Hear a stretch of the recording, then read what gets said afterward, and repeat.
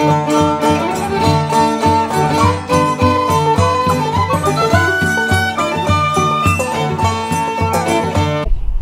these are all reproductions. They're not originals.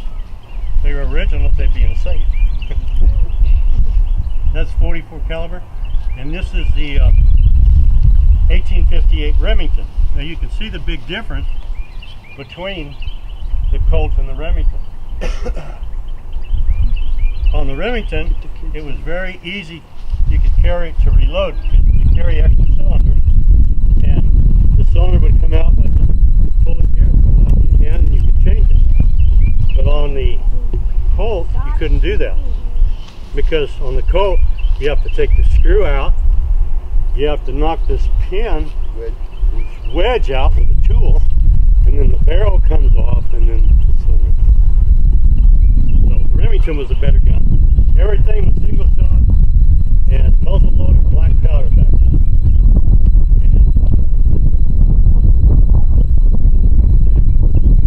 Any questions real quick? No? Okay.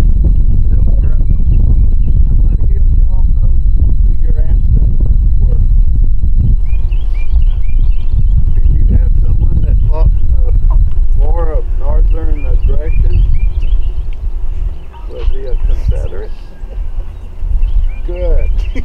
How about you teachers? You got any? Y'all know who your ancestors were? Why not? Why not? I think they're a little Aren't afraid. you proud of them? I'm proud. My great-great-grandfather fought in the Texas 13th Cavalry against the Blue Bellies. His father fought at the Battle of San Jacinto. His grandfather fought in the Revolutionary War and was killed at the Battle of Cowpen. How much can you tell me about y'all's family? Go for it. My great period, like back in the Civil War, my uncle fought George Washington. Good. Awesome. There's a boy that's going to go somewhere. Tie him up. If you know your history, you'll be better off, because right now, our government is so messed up. It's because people don't know the past. We're having some of the same problems now that we had in 1860.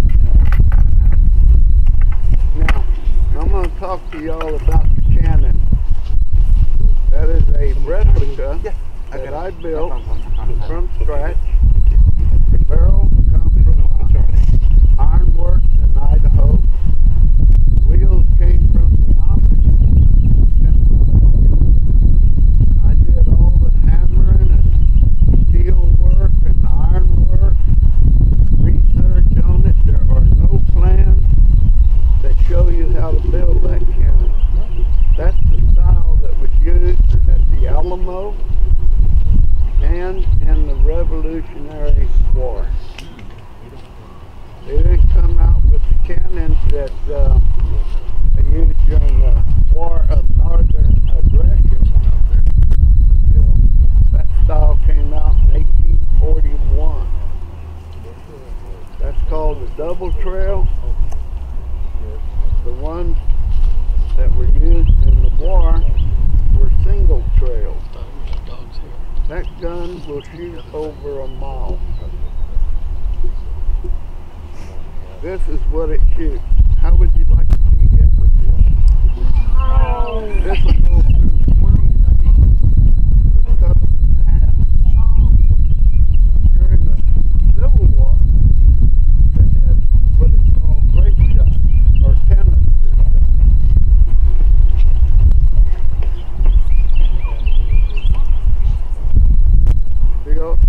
These little balls in here, that makes the cannon act like a shotgun.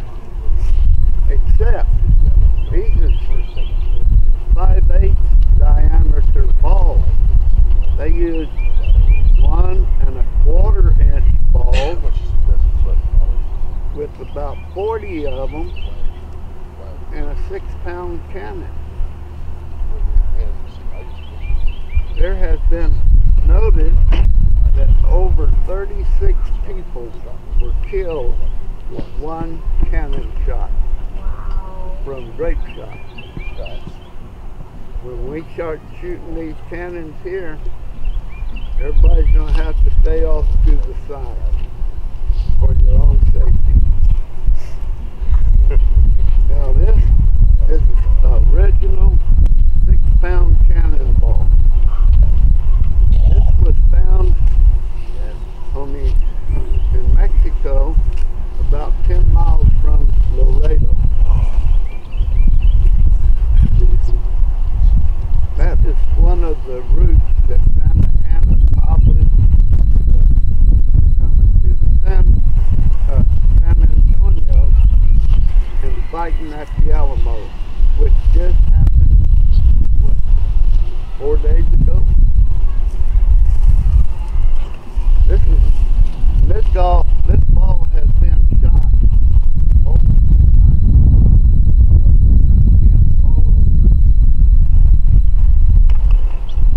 This is a 12-pound cannonball. That there would go through 50 people if they were lined up right. Or your car. This is a 32-pounder. This is shot from a howitzer or a naval gun. And it's heavy. This is a Confederate cannonball. If you look, show them where the lines don't line up. Right about here where it's welded together. It's not actually welded. Welded. It's cast in two pieces of the mold. So they didn't exactly line up properly. So that's why you have the ring on. These have all actually been fired. From the Civil War down to the Alamo.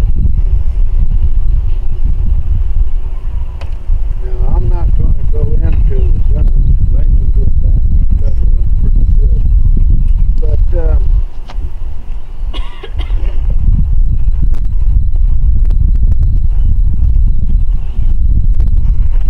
gunpowder. I have to use a special type of powder to fire that cannon. When you go to the flintlock rifles, from 45 caliber down, you can use 3F powder. And the priming, you use 4F powder. For the pistol load, you use 2F powder. So there's 4 different types. These primers,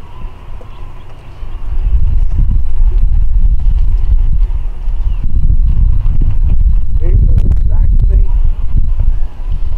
like they used during the war. It's got full amount of mercury in here. Bless you. And once you stick it in the cannon, you took a lanyard to this, pull it, and it shoots a flame into the powder charge. Then the cannon goes boom. It depends on how much powder I put in that thing and how much of a noise it's going to make. And I can make those people up there on the hill, which they don't live here. I have 3 cannons. That's my biggest one. I have another smaller one, but they all shoot. I live out in South Bear County, and between me and my neighbor, we got enough land we can set up targets. And really have a good day. We hit a tree with one time. That's 300 yards 300 yards off. with this ball like this. Yeah. They found the ball.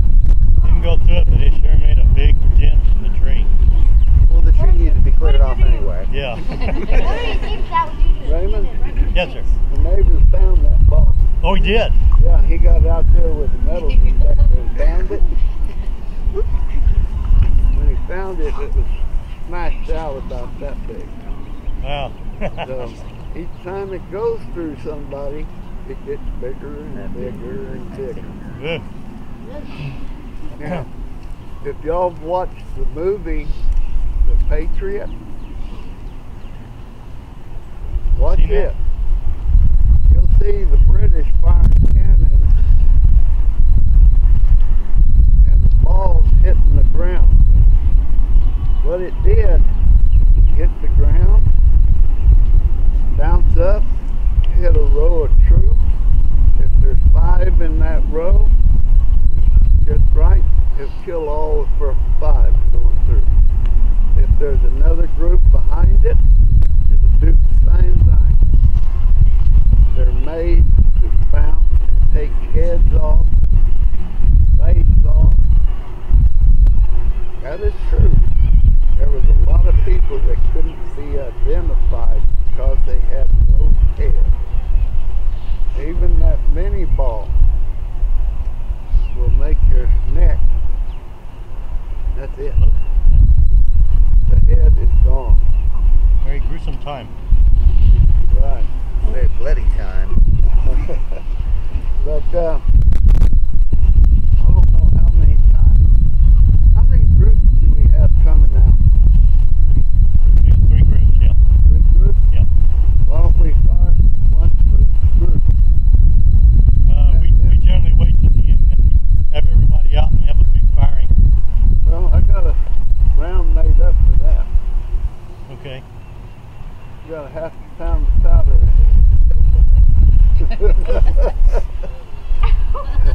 How much time does he have? 4 minutes. We have enough to cycle around. All right. Get over there and do it. Okay. Aye, aye, sir. Y'all stay back here and doing about face.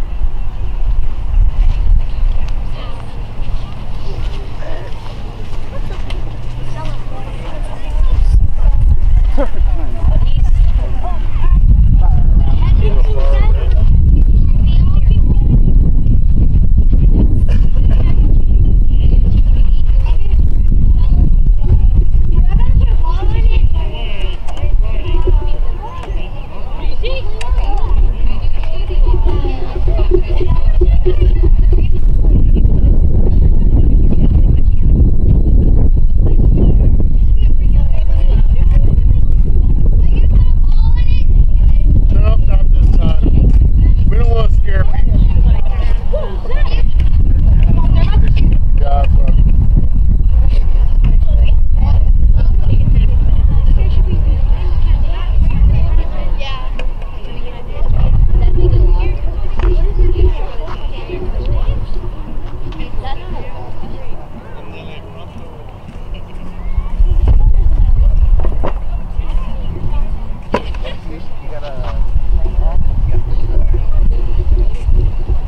I wanted to like, I swear, you're gonna be ready with all of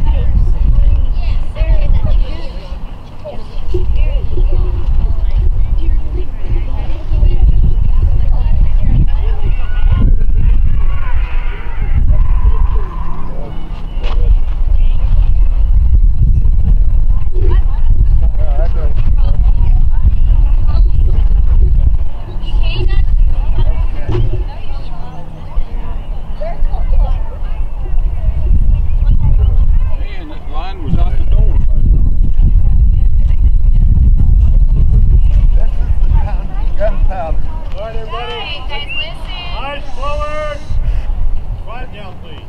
This is the gunpowder. This is the primer. We're gonna load it. Watch what happens.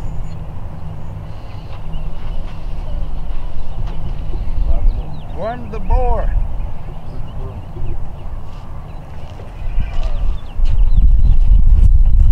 This is to make sure there's no debris inside the barrel.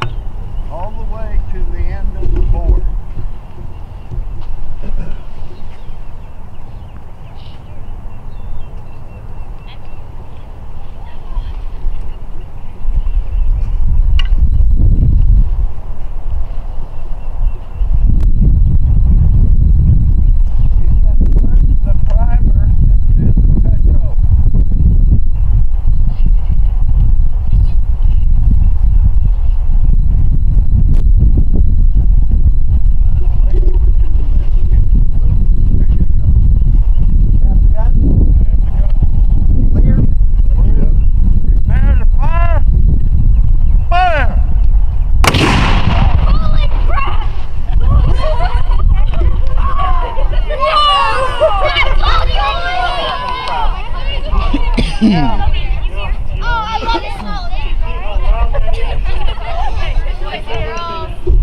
it. Cannonball in there.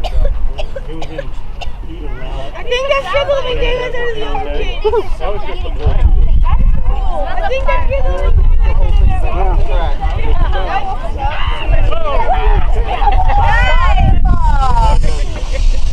What they're doing out there right now, they're ramming the worm down into the bore, pull out anything.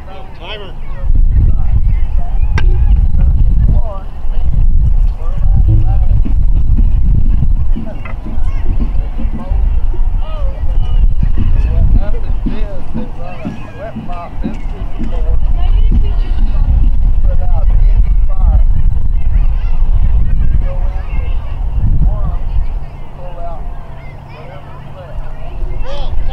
Bye, Bill. Okay. Y'all like that? Anybody want the primer?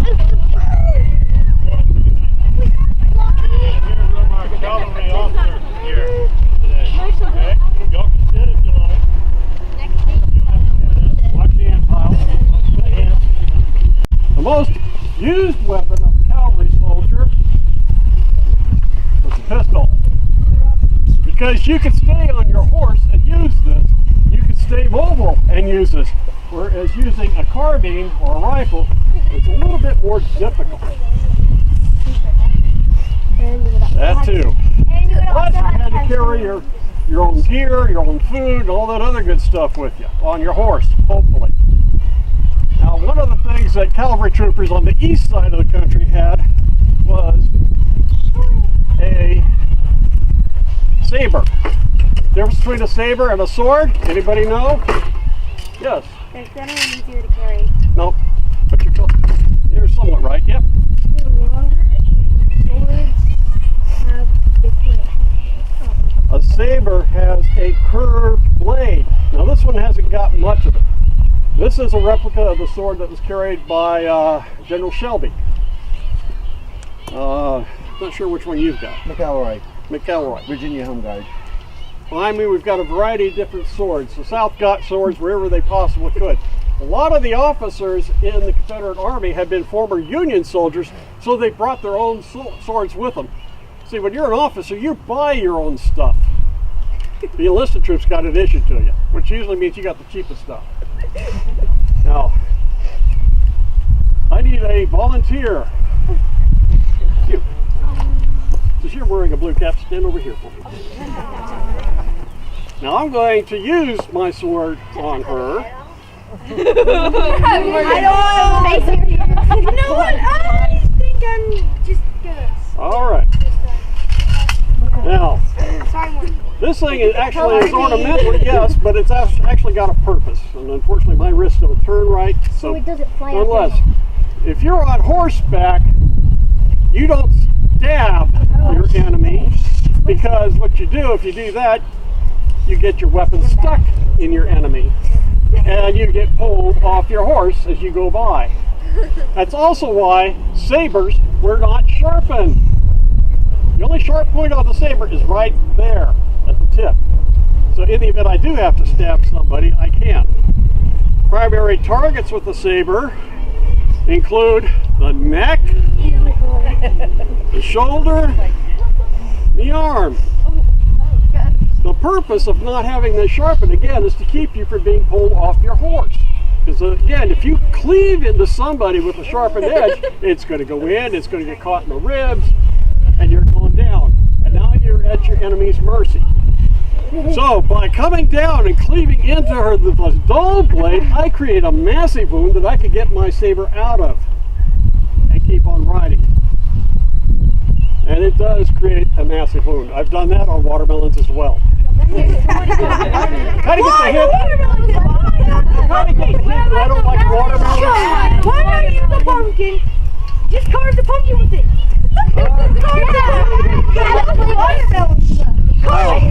This is a common weapon that was carried by Southern soldiers as well. You saw the Bowie knives. This is the Arkansas toothpick. Carried primarily by folks from Louisiana, Arkansas, Mississippi. and even into Georgia. This one is a replica, but it is quite real. I will not pass this around because it is sharp enough for me to shave with. Oh, wow. Put shaving cream in. Okay, so now you want to become a cavalryman. You've enlisted your first night at your training camp, and you go to sleep, and then it comes to be time for you to get up in the morning. If you get to sleep into 4 o'clock, you're lucky. If you have to get up early, and your sergeant comes in very nicely and gently, wakes you up and says, "Get out of my house!"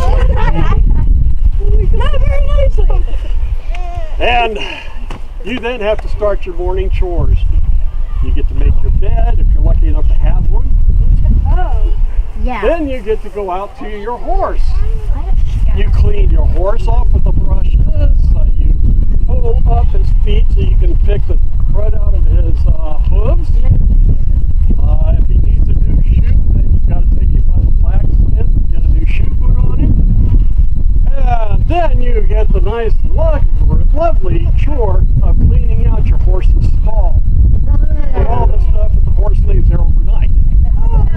His birthday present. Then once that is done, you then get to get your leather gear together, your saddle, and clean it. Make sure everything's nice and clean. And after all that, you might get to eat breakfast. About 9 o'clock in the morning. What? That's why you eat grass. Now, after that, you get assigned your chores for the day, which means you might get assigned one of the officers to clean his laundry for him, as well as your own if you're lucky. You get to clean up the officer's quarters, his bed for him. You get to take care of his horse and his horse's stall, like I mentioned earlier. Make everything nice and clean. Now, one of the things you'll see in portraits of Confederate soldiers of the period and Union soldiers, a lot of them had beard. They were too tired at the end of the day to do it. Now, who still thinks they want to be a cavalry? No. I think I'm good. Not after doing this. Wait, I made the wrong color. All right. So, you think you're ready for the cavalry? I didn't say that. Nope. I didn't say that. That one, yes. Okay. Are you ready to get down there and clean up after your horse in the morning? No. By the way, I should mention they didn't have horse shovels like we do today. Yeah. I'm allergic to horse shovels. I love it. I couldn't do it. I was like that. Now, when you're out in the field, actually on duty, doing what you're supposed to be doing as a cavalry trooper, you didn't get a nice building, a barracks to live in. You rarely got to sleep in a tent. Guess where you slept? On the ground. On the ground. Now, generally, you would want to have at least 2 blankets with you. One to put on the ground, one to put over you. But if it's cold out, you also need to put one over the horse. If you don't have a 3rd blanket, guess what? You lose one of your blankets. The horse comes first. If you don't have 2 blankets, you only have one, the horse gets the blanket. Oh, You got to keep the horse safe because the horse is what keeps you alive. You